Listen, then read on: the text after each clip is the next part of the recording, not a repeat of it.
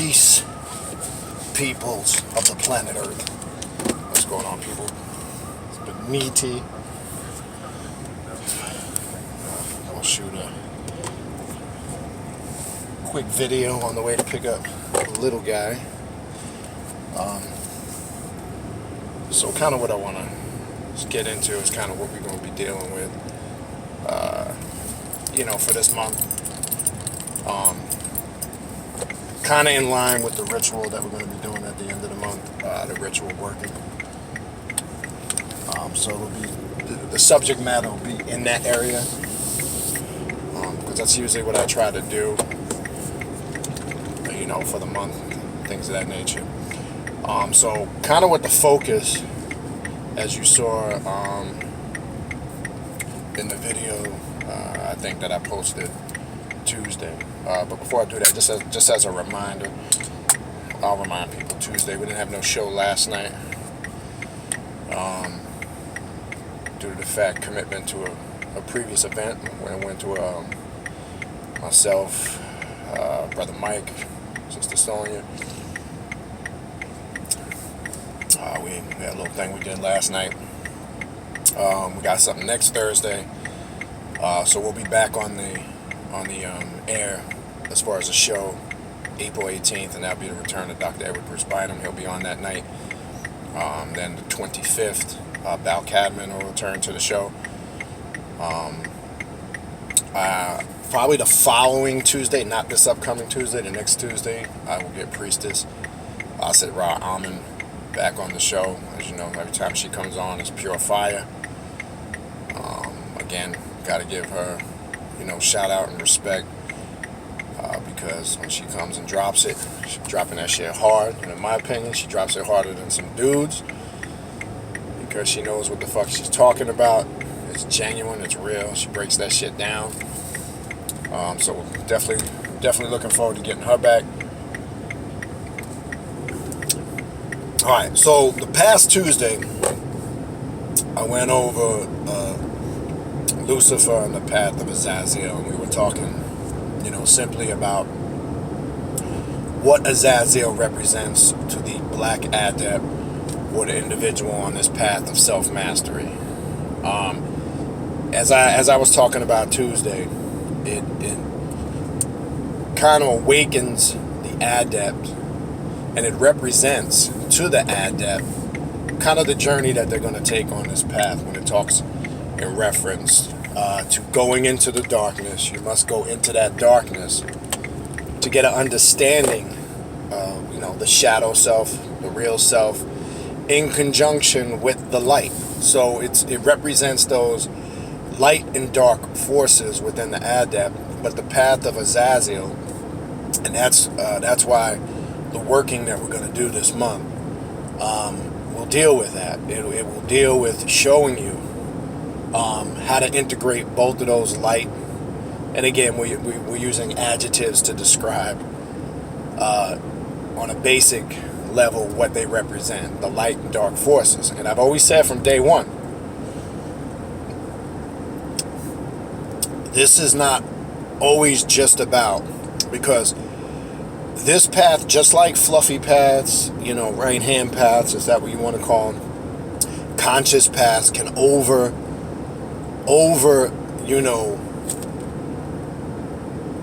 it with the fluffiness as far as the light. Come into the light. Peace and light. Peace and love. Love and light. Right? Because what we do on the left-hand path, we point that out. We criticize it, and rightfully so. Because they overdo it. And it's presented in an illusionary state that's not real. That's not based in reality. Because they're giving you one side of the story. But I've also said on the flip note, right? Us who consider ourselves on the left-hand path, the path of self-mastery, the path of the black adept, right? Because those are three main things that I will use to describe it. We can overdo this dark shit, right? This dark and gloomy, doomy, and I'm so dark this, and I'm so intense this, and blah, blah, blah, blah, blah. That can create disharmony within the adept, because when you are over focusing on that, and if you really understand Egyptian Heka or Egyptian black magic, you would know how to integrate the both. They're both necessary. You cannot have one without the other. But the difference is the black adept understands it starts in the darkness. But the problem is some of them can kind of get stuck there too. And this is what some of us on the left-hand path can become guilty or get trapped into. I've seen it. Where everything is darkness and chaos, rather than everything has its point or origin in darkness and chaos. Because I've said a million times before, when you run into those people who are on this path and everything is dark this and dark that, and I'm so chaotic, and sex magic this, and everything is so deep, dark and intense, and etc., they're usually the people that are completely full of shit. They're usually the people that will basically expose themselves via their own bullshit and lies. And then they're also the people that disappear before anybody. And what do I mean about that? I've mentioned that. These will be your people. They come in gung-ho. They're so again, left-hand path and dark this and that. And then all of a sudden, something happens. They encounter, some experience in their journey that scares the shit out of them or frightens them back into doing what they used to be doing. So we don't want to get caught up in that trap, because what a black adept really represents on this path, okay? I don't want to make this clear. Or a left-hand path, a black magician, all that shit, represents an individual who has a full understanding of attaining that state of a god or a goddess, in the case of a female, okay? And they're well harmonized and integrated with those dark and light energies. And I said before, we got to stop fronting like on this path we don't work with aspects of Heru, but we might not work quite with it the same way an Egyptian Kemetic conscious person would, who's stuck in the light, because there is a dark side to Heru that gets Heru to ascend to what we know as those lighter harmonized energies. The god of the hawk-faced lord aspect of Heru is a warrior aspect, never really talked about in any Kemetic or conscious circles, and I think that's done intentionally for a couple of reasons. One, most don't really know about it. Let's keep it real. Two, most of the people that talk about Egyptian consciousness or Kemetic consciousness, it's usually the standard. It's usually what's readily acceptable. It's usually what's promoted on the surface as mainstream. So we do work with those energies, because I'll get emails all the time over the course of years on and off about, do you guys do this? I mean, I've mentioned this in the past before. Do you guys meditate? What kind of foolish questions are those? They think as if, this is why I'm trying to point this out, they think as if all we do in this past sit around being so dark, gloomy and droomy, like we don't practice any spiritual discipline, or we don't have any spiritual practices that we utilize to master ourselves. So I want to make this clear. Of course we practice meditation, visualization, fasting, rituals, mantras, chanting, all of those spiritual things that quote unquote are associated with a lot of conscious spiritual paths, whether they're classified left-hand path or not. Of course we utilize those practices, but I think we utilize them, in my opinion, much better, more thorough, and we have a better understanding of it, because we're not looking at it one-sided. We're not trying to obtain this illusionary goal of peace, unity, and love all across the planet, that we're all going to be peace and unified. And as I said before, when I greet somebody in peace, okay, I'm greeting people on this path in peace, that they have made harmony with their chaos, because peace is personal. It's illusionary when it's promoted, as in most conscious circles, it's about love and we all got to unite. Sounds good, but fact of the matter is, here's the reality, whether you want to accept it or not, that will never happen. In order to obtain true peace, the black adept, he or she, must get that harmony within themselves. That's real peace, because it's personal. If you think you're going to be setting out in this world like most of these dogmas promote, that, you know, we're all God's children and God loves everybody and there is no race or racism in the world. We all need to hold hands and unify and kumbaya. It's not going to happen, people. And we as adepts know that. So that's illusionary peace. And that's what a lot of those right-hand paths try to promote. They try to create this illusion. Again, it sounds great. Looks good on paper, sounds good coming out of people's mouths. But we know that's just not. It's just not a fact, people. You will live your life in a lie and an illusion if you think that that is a reality. As I said before, you will be chasing a dream that is not real, which that dream will manifest into a nightmare because at some point in that journey, you will realize this shit's not real. Now, some take the initiative via the path of Azazel and figure it out right now and start doing work and start making the adjustments. Others keep hoping, right? Hope can be a weapon that can be beneficial for the adept, or it can be a weapon of destruction. Let me give you an example.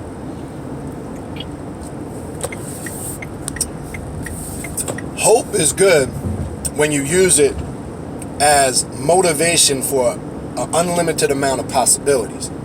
There's hope in that sense. Personally, let me show you how these concepts can be two-edged swords, right? So it can be utilized in that aspect to the practitioner on the left-hand path. It represents to the adept unlimited amount of possibilities of mastering yourself. To the illusionary person, it represents false truths. It represents things that will more than likely, 9 out of 10 times, never happen. It also represents a crutch or an excuse that an individual will use to justify failure. Well, I hope everything turns out all right. Whereas the adept will say,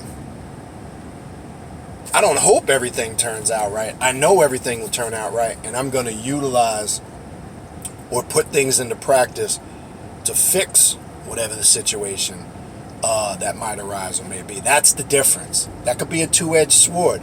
So I'm trying to use one concept such as hope, right, to show you how you harmonize that as an adept on this path within the self. Here's another one that is a very tricky one because it can be classified via a religious concept, but it really can be utilized as a powerful concept of self-mastery if you understand it. Here's another term, faith, right? Again, two-edged sword, can be used as a weapon of power, or it can be utilized as a weapon of destruction. And let me explain. You have faith that God exists. Have faith in the Lord. Have faith in Judgment Day, right?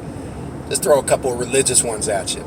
That's what it means to the right-hand path fluffy person that integrates it. And really what that means when you use it in that sense, you just don't know. And it also ties in the false concept of hope. You hope that there's a God. You hope that there's a judgment day. But in essence, you don't really know. Whereas faith, to the black adept, represents a personal thing. I have faith that I will be successful based on my work. That's a different type of faith. That's not a religious illusionary faith. That's faith in works that you do and get results that confirm that faith, right? And I'll use a religious concept from the Bible to even back that up. The Bible says faith without works is what? Dead, right? It's right there in the Bible. We've all heard that quote growing up over the years. Well, that's how an adept applies faith. Without those works to confirm those results, it's just not real. It's blind faith. So you have faith that's fueled by your intent and your personal belief in yourself that you will be successful and master everything you do. And then you have blind faith. Blind faith is when you put your trust in others, reverends, pastors, imams, sheikhs, rabbis, priests, reverend, all that shit. Now you have put your spiritual sovereignty and salvation into the hands of another. And you have now infused it with false hope. I hope this motherfucker knows what he's talking about, because I'm too goddamn lazy to research for myself and find out, is he really teaching or telling us, or she telling us the truth? That's the difference, people.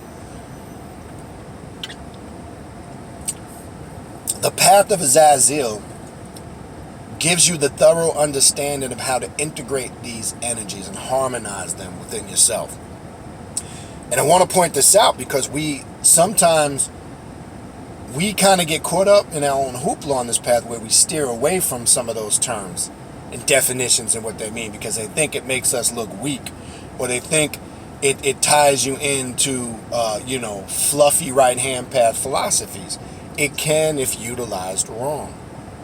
But remember, if we understand the principle that there's duality to everything in the universe, right? The yin and the yang, right? The chi, the sekhem in ancient, we understand the power, in essence, that behind it, and how we utilize it and fuel it is entirely up to us. These are the concepts. Now, I'm going to be getting into future videos over the weeks, the clip pop, Samael and Lilith, the 12 princes of hell, and what they represent to us on this path. I'll be talking quite a bit about that on Tuesday night. I'm going to get into that and show you how you use the clip pop, the Citra Akra, and how you integrate that in your work. And I want to make it clear, working with these demonic energies, or some will call them demigods in certain circles, and show you the power of how to utilize them, how you can use them in your work, because they all facilitate certain forces of energy that serve a purpose. Okay? The path of Samael represents one of the many aspects of the adversary. And then it's broken down into many other avenues, quote unquote, areas, and how the black magician uses these forces, these demigods or demons, on their path. They'll be able to adjust, facilitate, and utilize the correct energy for whatever they got going on in their life. Again, I can't stress enough, that's how you as a magician or adept do your spiritual or ritualistic work. Because I always get, where do I start? What should I do?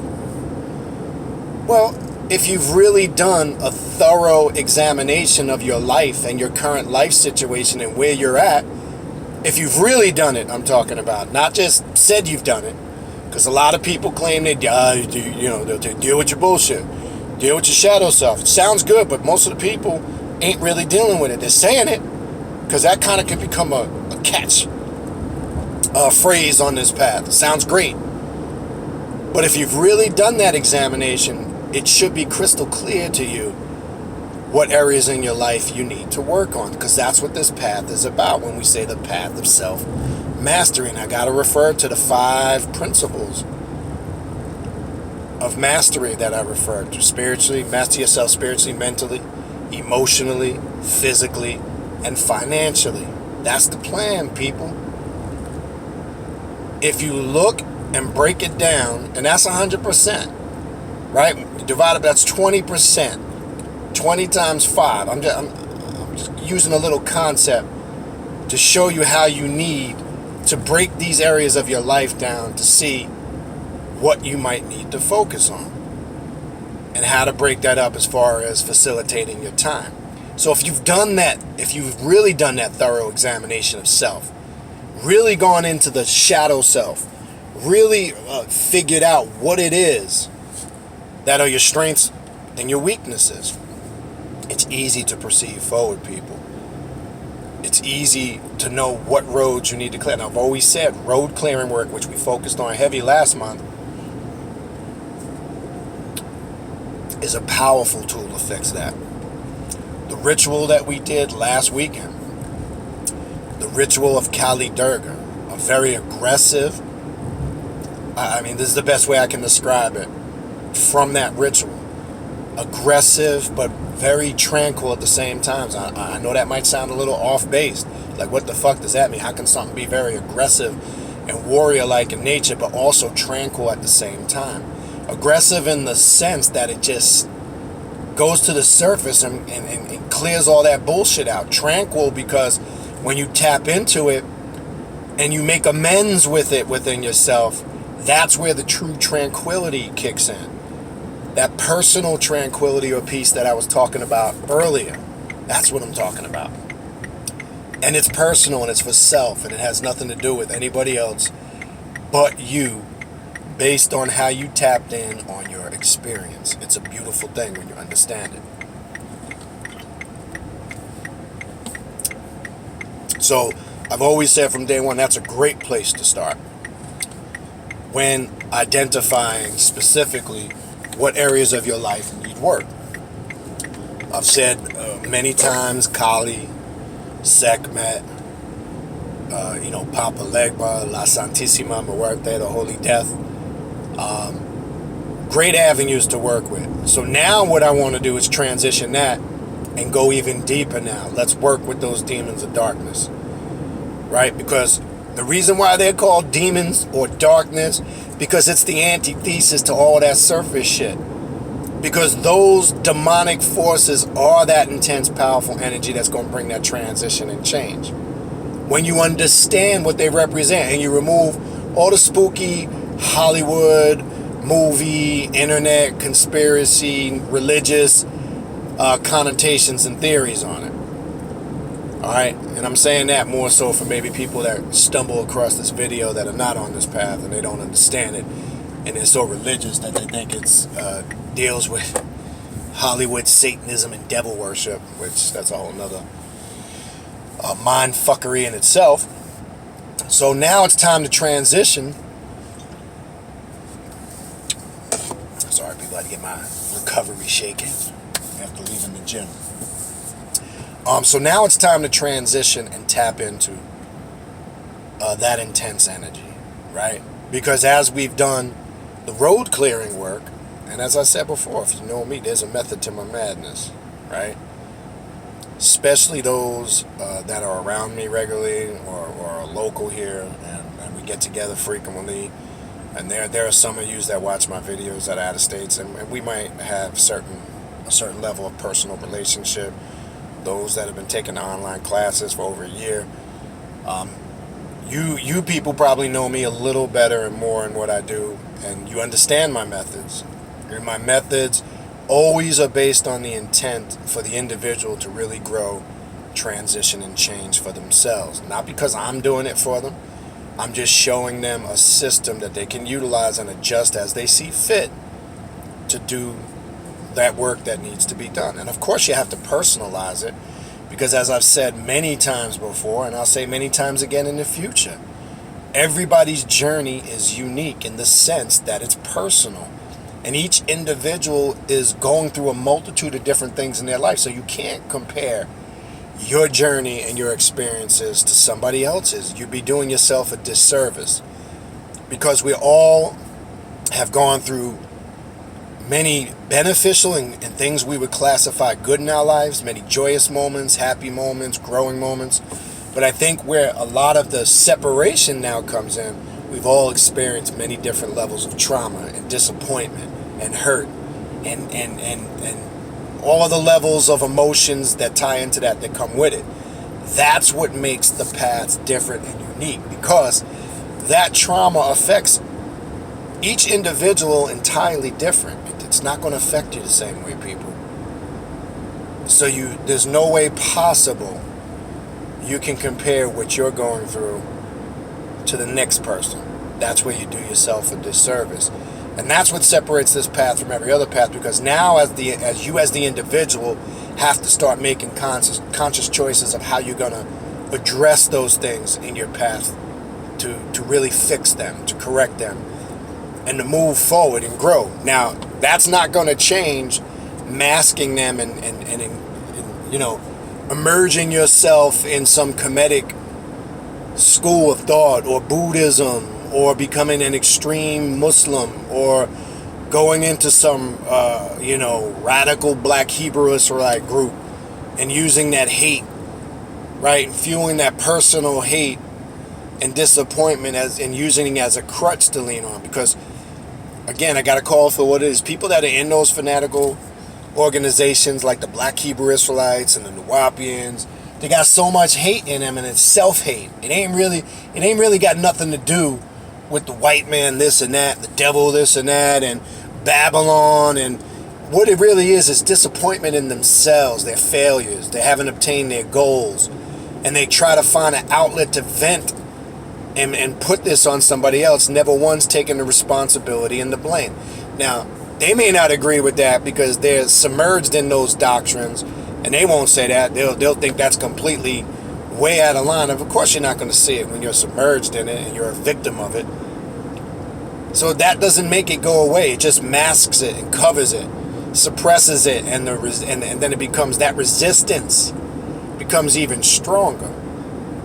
Okay? So you can hide in all those organizations and think